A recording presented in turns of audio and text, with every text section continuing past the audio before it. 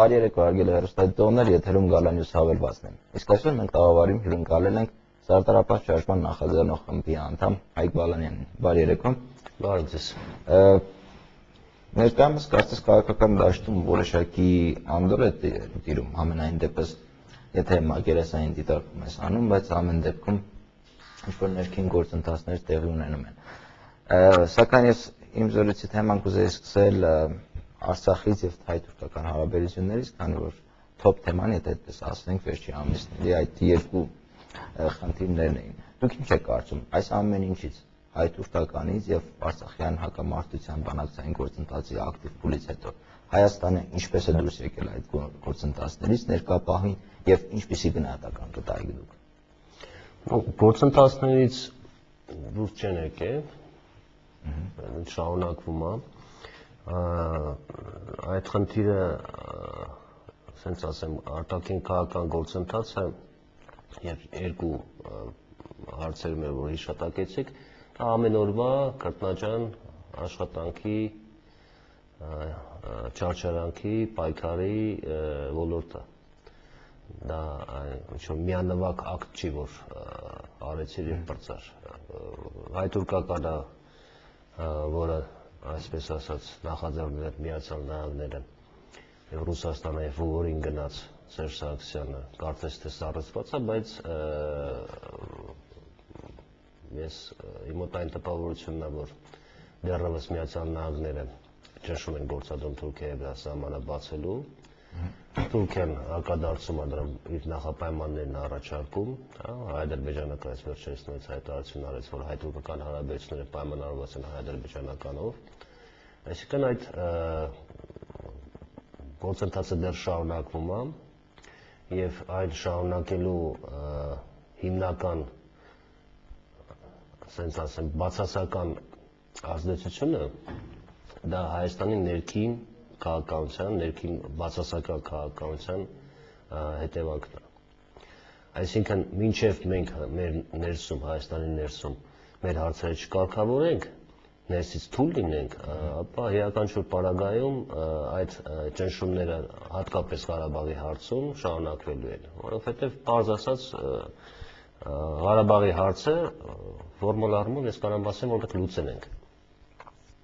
Դա միակ հարցն է, երևի թե հայ ժողովրդի, որ վերջի 20 տարվա մեջ լուծել է։ Այդ դե ֆակտո կարգավիճակի հարց։ Չէ, ես համարում եմ, որ ոչ միայն դե ֆակտո, որովհետև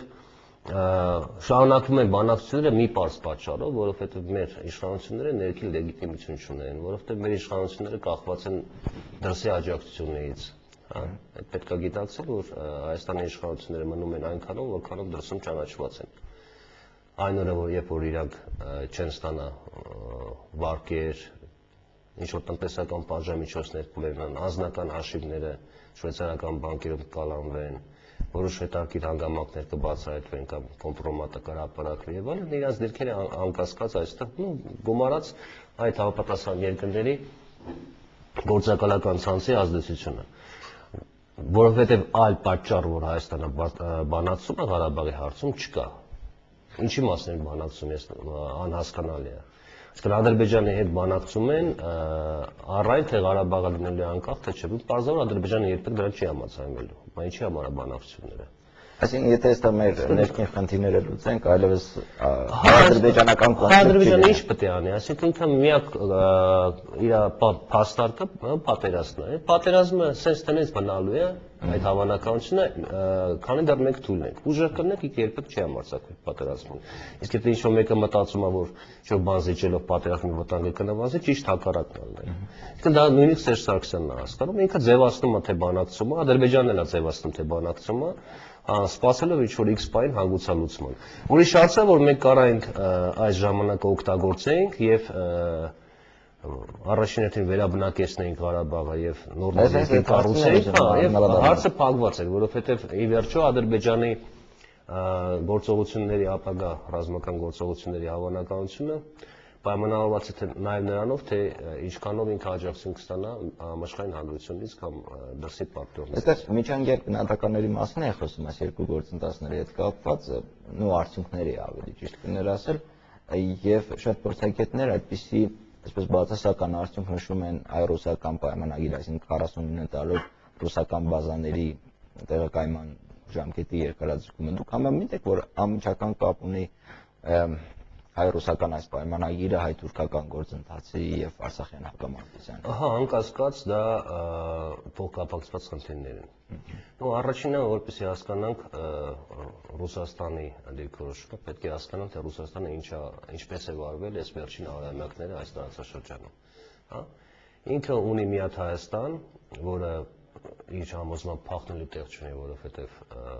կա հայ-թուրքական հակամարտություն կամ հայ-ադրբեջանական, ինքը փորձում է պահելով Հայաստանը, հա, նաև վերահսկի Ադրբեջանին։ Ու դրա միակ ձևը այն է, որ հայկական Ղարաբաղը տրվի Ադրբեջանին, ինչ որ արվեց 21 թվականին։ Այդ դեպքում ոչ ադրբեջանցիները կան փախնեն, հա, հենց որ փորձեն փախնել Ղարաբաղի հարցն ակտիվանում, ոչ հայերը կարան առանձնապես թպրտան, որովհետև Ղարաբաղը իսպառ կայաթափվի։ Այսինքն 21 թվականի Ղարաբաղի հանձնումը Ադրբեջանին եւ հետագայում միջև սովետական միության քայքայումը, հա, այդ մեխանիզմը կիրառվել է եւ պահպանվում է։ Այլ know-how բանը Ռուսաստանը այս տարածաշրջանում չունի։ Եթե ինքը ուզում է երկուսն էլ պահի, ինքը պետք է այդ մեխանիզմը կիրառի։ Այսինքն դուք ես կարող եմ այսպես եզրակացնել ձեր խոսքերից, որ Ռուսաստանը մեզ ստրատեգիական դաշնակից չէ եւ ընդհակառակը։ Ընդհանրապես դաշնակից չէ այդ իմաստով։ Ռուսաստանի միակ դաշնակիցը Ռուսաստանն է։ Այսինքն դաշնակից լինում են այն պարագայում, երբ որ ինչ որ կան քիչ թե շատ հավասարաչափ, հավասարակշռված ընդհանուր նպատակներուն հետապնդող սկզբունքներ, հասկանում եք։ Ռուսաստանի իդեա ֆիքսը այս կամ այն ձևով, այս կամ այն ֆորմատով վերականգնել խորհրդային միությունը կամ խորհրդային միության տարածքը, բլիժնիե զարուբերժը։ Կայսերապաշտական քաղաքականության շրջանակներում։ Հայաստանի ներկայիս Հայաստանի նպատակների մասին մի քիչ դժվար է խոսել, թե ինչ է ուզում Հայաստանը ի վերջո։ Ներկայիս Հայաստանի գլխավոր նպատակը իշխանության ամրապնդումն է, այլ բան չկա, այստեղ արտաքին քաղաքական խնդիրներ չեն դրված։ Ինչ որ ամրապնդումը գործող վարչակարգին, դա Հայաստանի արտաքին քաղաքական շահն է հрамցում, այլ բան նպատակներ չունի։ Այդ իմաստով Ռուսաստանի համար ինքը ստեղ ասում ես ռազմավարական եմ, գնում այնտեղ էլ ասում ռազմավարական, հա, եւ փորձում է նույն երազանքը իրականացնել 58-րդ բանակը մտնել տարածաշրջան որպես խաղարարներ։ Ուրիշ մեխանիզմ